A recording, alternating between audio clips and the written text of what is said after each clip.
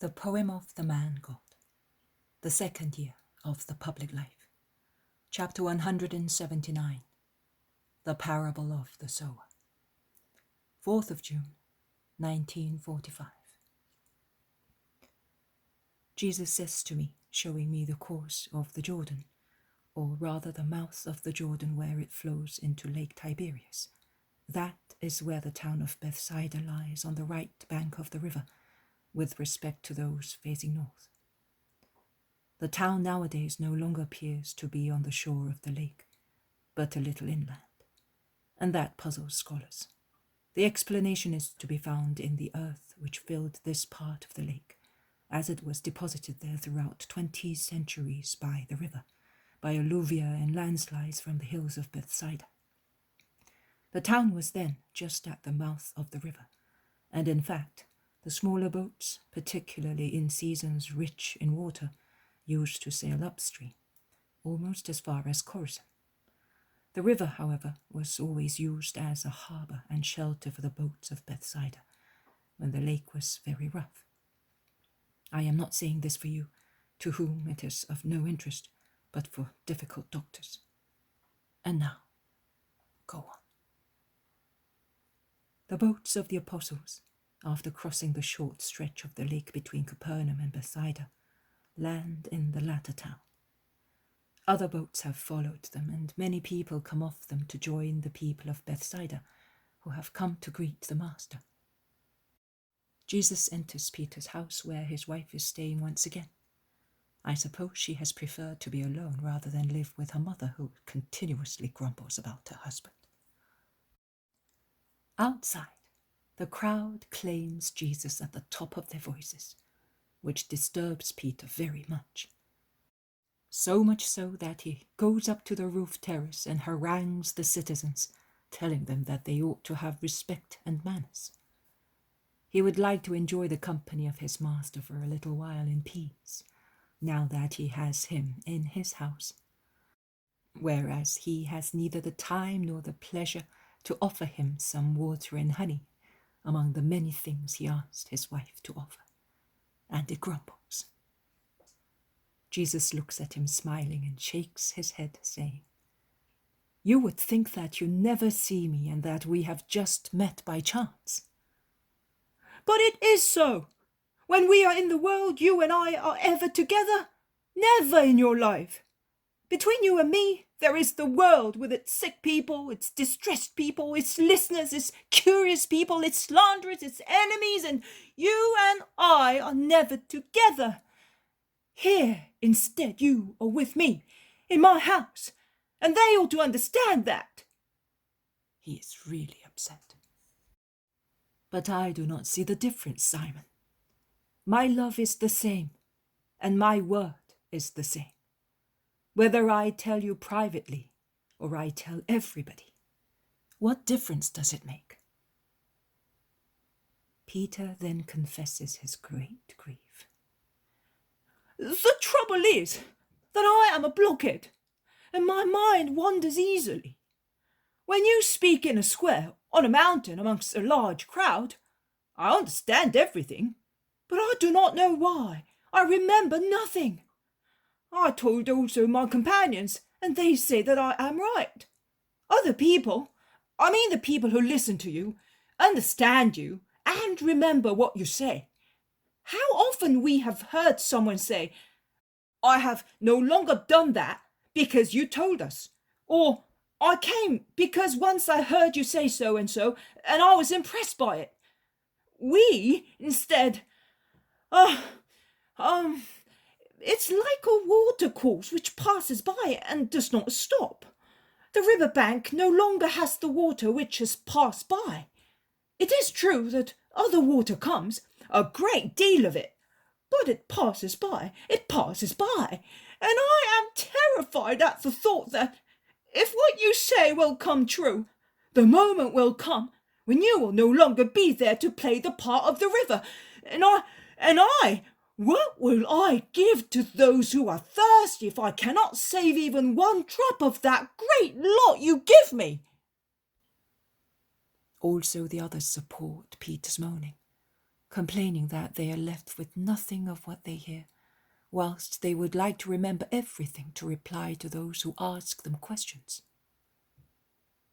Jesus smiles and replies, I do not think so. People are very satisfied also with you. Certainly, of course, for all we do, make room for you by elbowing our way through the crowds, carry sick people, collect alms and say, yes, that is the master. Wonderful, isn't it? Do not defame yourself too much, Simon. I am not defaming myself. I know myself. That is the most difficult wisdom. But I wish to relieve you of your great fear. When I speak, and you cannot understand and remember everything, ask me without any fear of boring or discouraging me. We always have some hours of privacy when you can open your hearts to me. I give so much to so many. And what would I not give you whom I love so much that God could not love you more? You spoke of waves that pass by and nothing is left on the bank. The day will come when you will realize that every wave has deposited a seed and that a plant has grown from every seed. You will find in front of you flowers and plants for all occasions, and you will be amazed at yourself, saying, what has the Lord done to me? Because you will then be redeemed from the slavery of sin, and your present virtues will have reached a great height of perfection. You say so, my Lord, and I rest upon your word. Now let us go to those who are waiting for us. Come, peace to you, woman. I will be your guest this evening. They go out, and Jesus directs his steps towards the lake to avoid being oppressed by the crowds.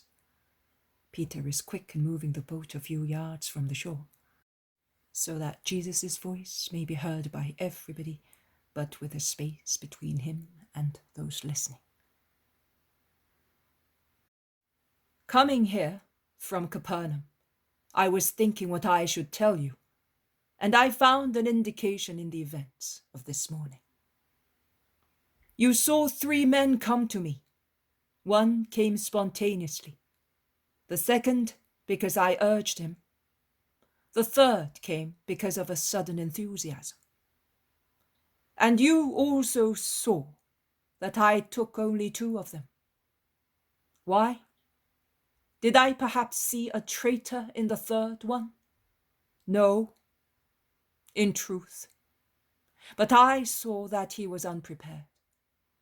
To all appearance, this one here beside me, the one who was going to bury his father, seemed more unprepared. Instead, the most unprepared was the third one. This one was so prepared, without being aware of it, that he was able to make a really heroic sacrifice. Heroism in following God is always evidence of strong spiritual preparation.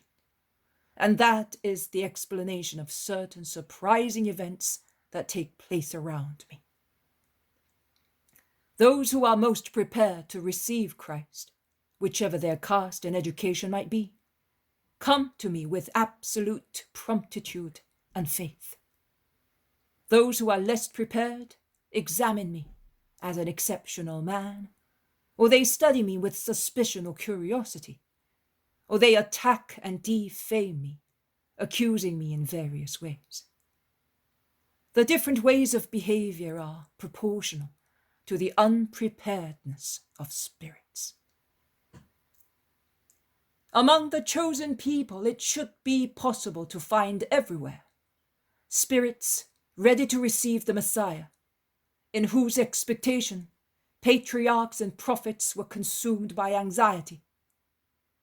The Messiah who, at last, has come, preceded and accompanied by all the prophesied signs.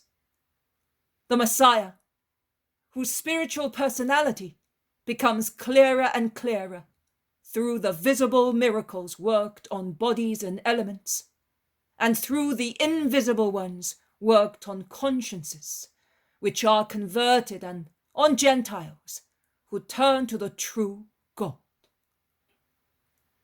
But it is not so. The promptitude in following the Messiah is strongly hindered by the children of that people. And what is sad to be said, it is more hindered by the more one climbs to its higher classes. I am not saying this to scandalize you, but to induce you to pray and meditate. Why does that happen? Why do Gentiles and sinners proceed farther on my way? Why do they accept what I say, and the others do not? Because the children of Israel are anchored, nay, they are stuck, like pearl oysters, to the bank where they were born. Because they are sated, overwhelmed, and obese with their wisdom, and they cannot make room for mine by throwing away what is superfluous to make room for what is necessary. The others do not suffer from such slavery. They are poor heathens or poor sinners, unimpeded like a boat which is adrift.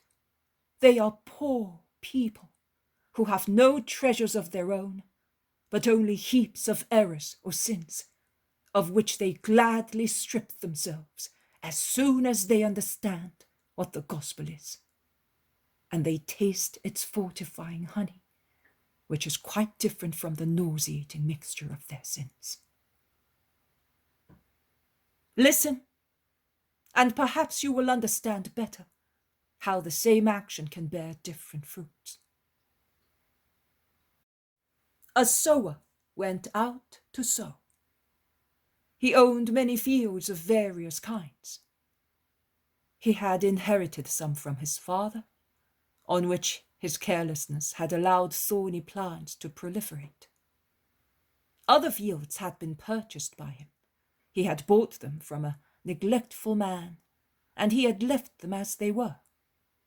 In other fields, there were many intersecting roads, as the men loved comfort and did not like to travel a long way when going from one place to another. Finally, there were some fields, the closest to his house, which he had looked after to have a pleasant sight in front of his house. They were free from stones, thorns, couch grass, and so on. So the man took his sack of seed corn of the best quality and began to sow. The seed fell on the good soft soil, which had been ploughed, weeded, fertilized, in the fields near the house. It was spread in the fields with many roads and paths, which divided them into small portions, and caused also the fertile soil to be covered by ugly arid dust. Some of the seed fell on the fields, where the foolishness of the man had allowed the thorny plants to proliferate. The plough had turned them upside down. It looked as if they were not there, but they were, because only fire, the radical destructor of weeds, prevents them from growing again. The last seeds fell on the fields, which he had recently bought and had left as they were, without ploughing them and without removing all the stones, which had sunk into the ground, forming a hard pavement on which no plant could take root. After scattering all the seed, he went back home and said, "Very well, all I have to do is to wait for the harvest." And he was delighted because, as months went by, he saw the corn come up thick in the fields near the house and grow. Oh, what a beautiful sea! And it turned gold, and it sang hosannas to the sun, as one ear rubbed against another. The man said to himself, "All the fields are like these ones. Let us prepare sickles and granaries. How much bread, how much gold!" And he was delighted.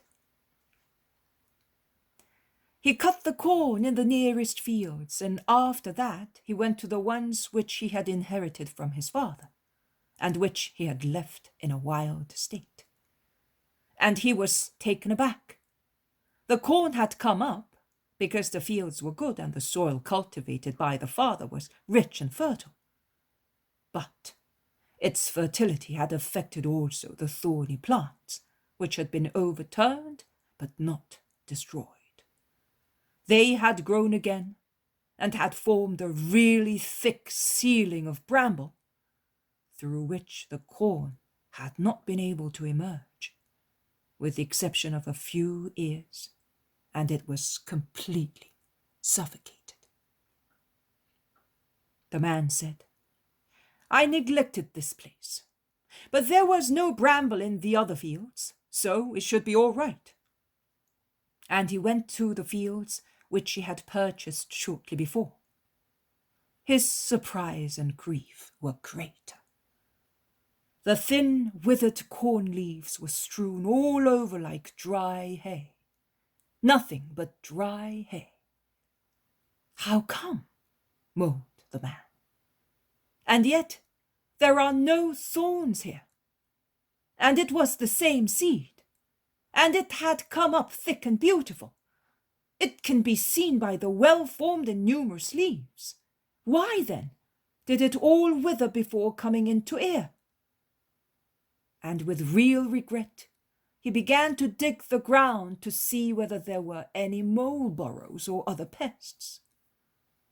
There were no insects or rodents. But how many stones! A stone pit! The fields were literally paved with chips of stone, and the scanty earth covering them was deceiving. Oh, if he had ploughed deep at the right time! Oh, if he had dug the ground before accepting the fields and buying them as good ones! Oh, if after the mistake he had made in buying what he had been offered without making sure of its goodness, if at least he had improved them by working hard. It was now too late, and all regret was useless. The man stood up, and downhearted as he was, he went to the fields where he had built many roads for his comfort. And mad with grief, he tore off his clothes. There was absolutely nothing there. The dark soil of the field was covered with a thin layer of white dust. The man collapsed to the ground, moaning, "But why here? There are no stones, no bramble here, because these are our fields. My grandfather, my father, and I have always owned them, and in many, many years we made them fertile. I built the roads, I have taken some of the earth away, but that could not make them so sterile." He was still weeping when he received the answer to his grief from a swarm of birds which flew eagerly from the paths to the field and back to the paths in search of seeds. The field, which had been turned into a network of paths, on the edges of which the corn had fallen, had attracted many birds, which first had eaten the corn on the paths, and then the seeds in the field, down to the last grain. So, the same seed, sown in all the fields, had yielded 100 to 1, in some 60, 30, nothing in others. Listen, anyone who has ears. The seed is the word, the same for everybody. The places where the seed fell, your hearts. Meditate the parable and understand it. Peace be with you. He then turns towards Peter and says, "Go up the river as far as you can and stop on the other side." And while the two boats sail a short distance up the river and then stop near the bank, Jesus sits down and asks the new disciple, "Who is left now at home?" "My mother and the eldest brother, who has been married for 5 years. My sisters are in various parts of the region. My father was a very good man. My mother mourns his death broken-heartedly. The man stops all of a sudden, stifling heartfelt sobs. Jesus grabs his hand and says, I experienced that sorrow myself, and I saw my mother weep, so I can understand. The rubbing of the boat on the pebbly riverbed causes the conversation to be interrupted, to allow them to go ashore. The low hills of Bethsaida, which almost reach down to the lake, have come to an end here. Instead, a plain rich in crops extend from this shore, on the other side of Bethsaida, northwards. Are we going to Merom? Asks Peter. No, let us take this path among the fields.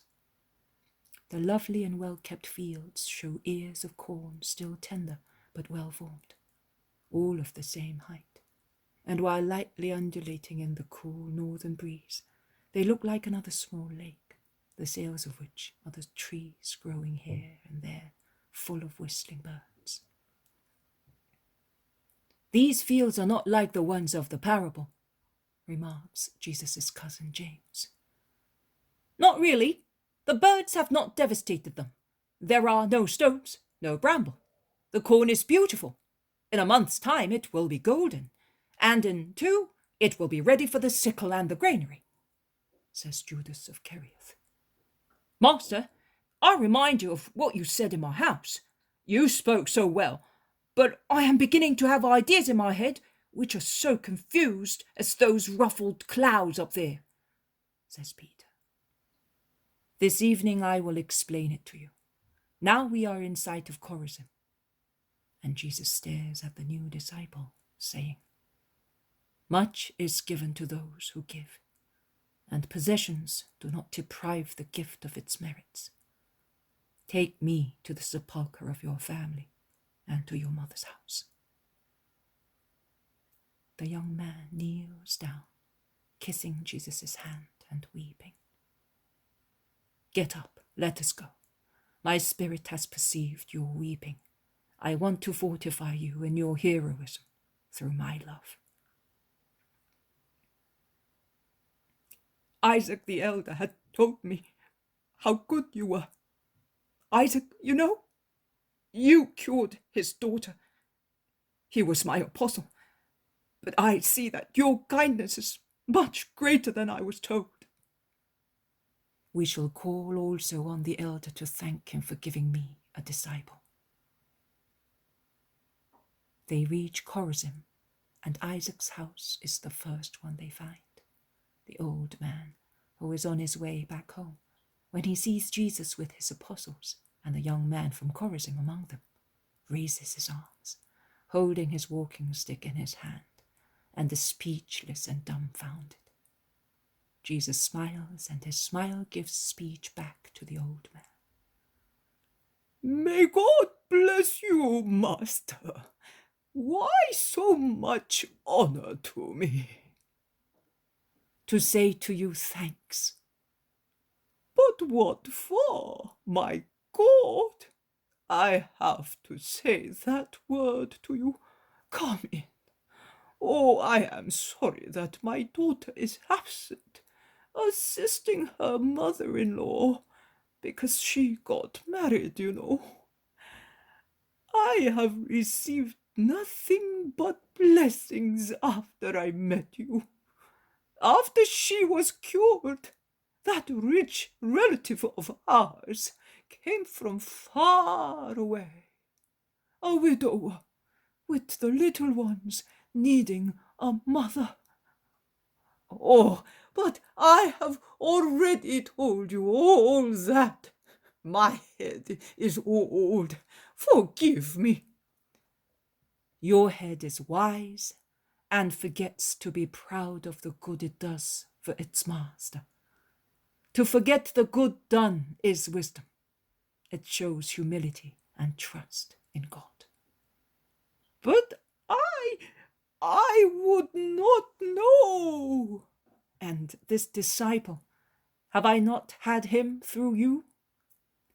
Oh, but have I done anything? I have done nothing, you know. I only told him the truth. And I am happy that Elias is with you.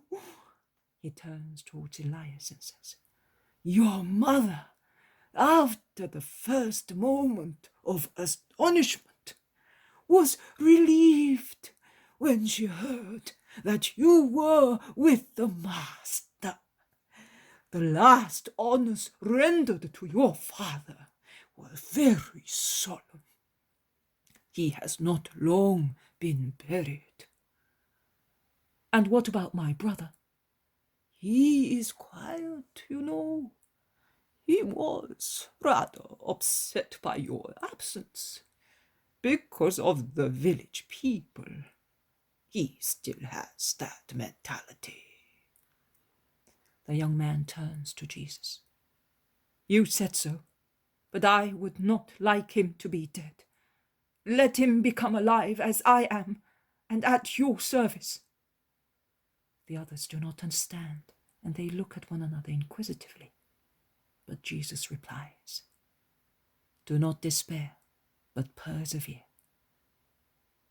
He blesses Isaac and goes away, notwithstanding they entreat him to stay. They stop first near the sepulchre and pray.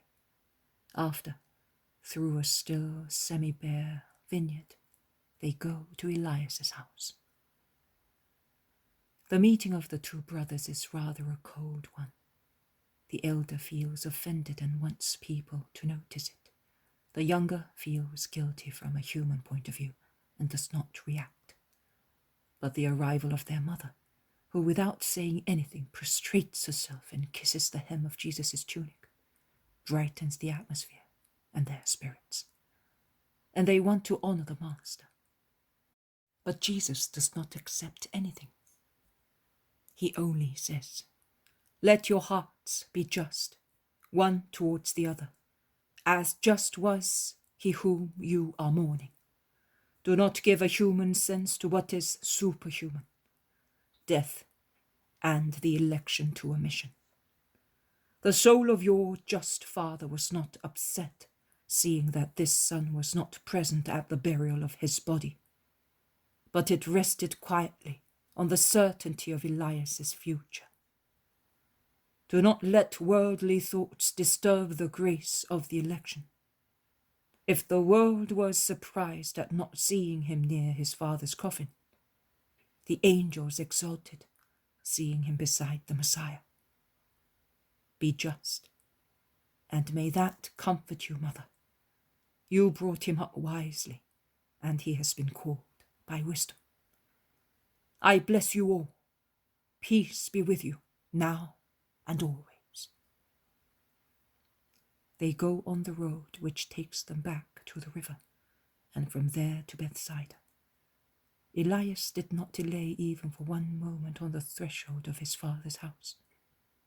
After kissing his mother goodbye, he followed the Master with the simplicity of a child who follows his real father.